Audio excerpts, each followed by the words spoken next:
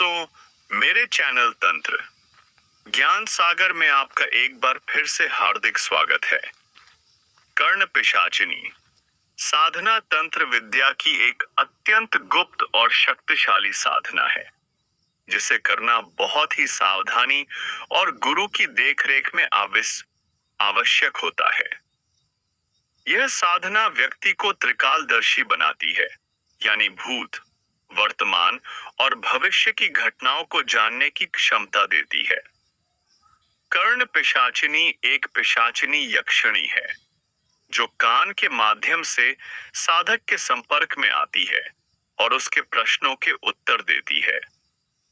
इसे पूरे 11 या 21 दिनों में पूर्ण किया जाता है। साधना की विधि और मंत्रों का जाप अत्यंत पवित्र और कड़ा होता है। साधना के दौरान निराहार रहना, काले वस्त्र धारण करना, अनुचित बातें न करना और महिलाओं से दूरी बनाए रखना जरूरी होता है। विस्तार पूर्ण कर्ण पिशाचिनी साधना विधि। जाप की संख्या 1100 बार। इस साधना के अंत में पूर्णाहुति मंत्र का उच्चारण कर पूजा पूरी की जाती है। सावधानियां और महत्व। कर्ण पिशाचिनी साधना अत्यंत खतरनाक और तामसी मानी जाती है, इसलिए इसे केवल सिद्ध गुरु की देखरेख में ही करना चाहिए। साधना के दौरान मानसिक संतुलन आवश्यक होता है, क्योंकि कान शरीर का महत्वपूर्ण और संवेदनशील अंग है। असंतुलन से शारीरिक और मानसिक दोनों स्तरों पर प्रभाव पड़ता है। साधना के नियमों में थोड़ी भी चूक साधक के लिए मानसिक एवं शारीरिक हानि कर सकती है। यह साधना यक्षिणी की शक्तियों के वशीभूत करने की प्रक्रिया है, जिससे प्रश्न उत्तर के साथ साथ जीवन की कई समस्याओं का निदान किया जा सकता है। यदि साधना लंबी अवधि तक की जाए, तो यह योगिनी स्वरूप में सिद्ध हो सकती है, जो शक्ति का अधिकतर नकारात्मक स्वरूप होता है।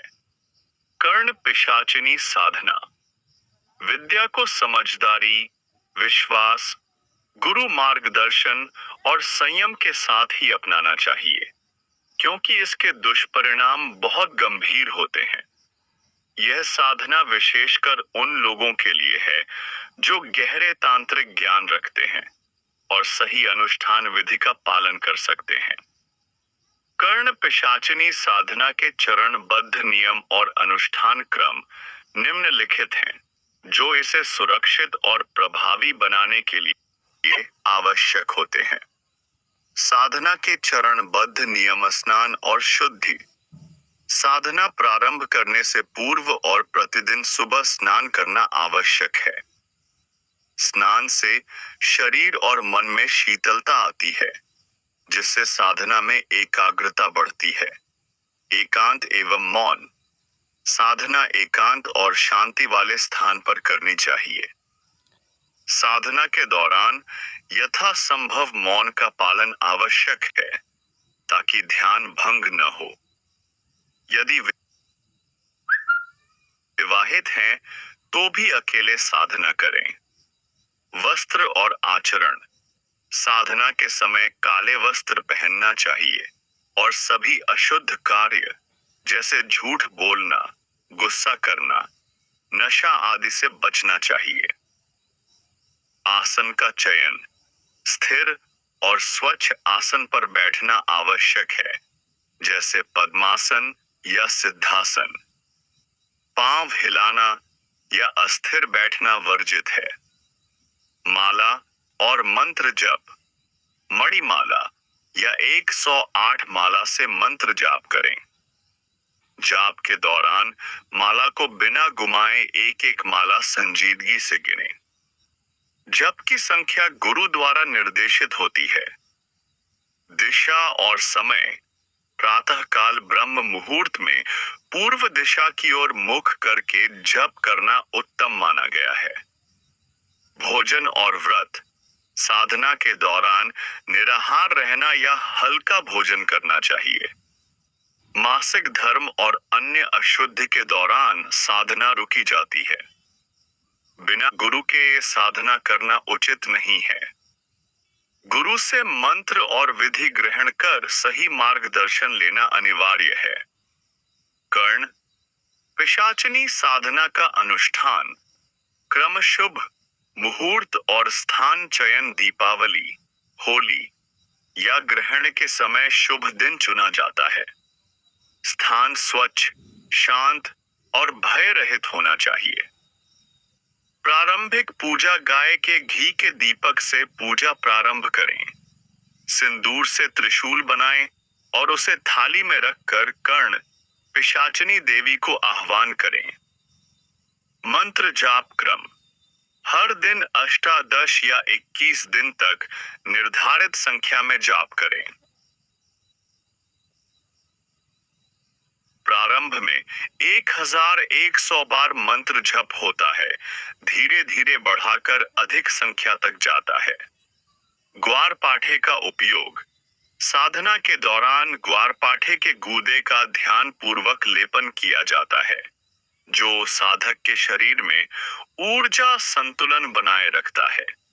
पूजा अर्पण पुष्प, अक्षत, जल, धूप और नैवेद्य देवी को अर्पित किए जाते हैं। अंत में मछली की बलि दी जाती है। या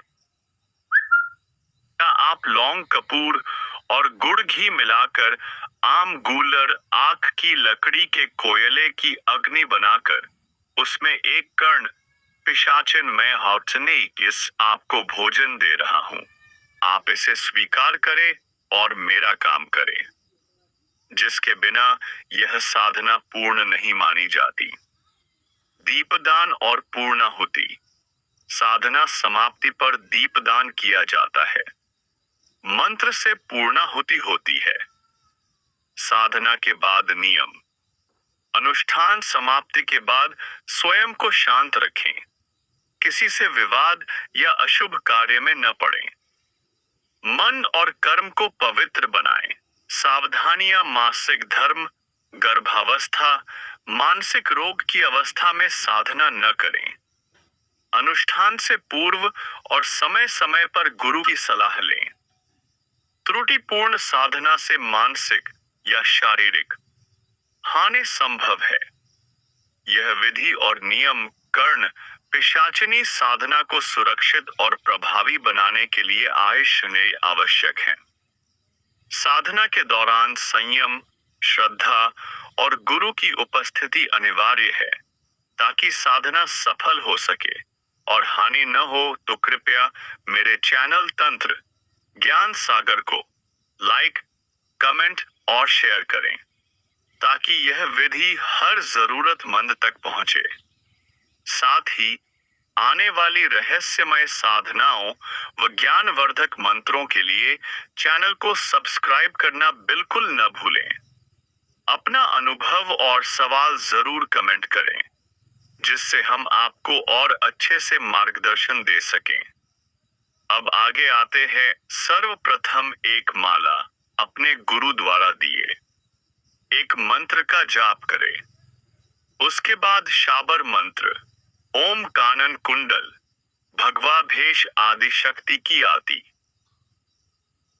रेख कान में कहे कोय कर्ण पिशाचिनी जो पूंछू बतलाए, नहीं माता आदिशक्ति की दुहाई है। आपका जीवन मंगलमय हो, आपका दिन शुभ हो। जय महाकाल।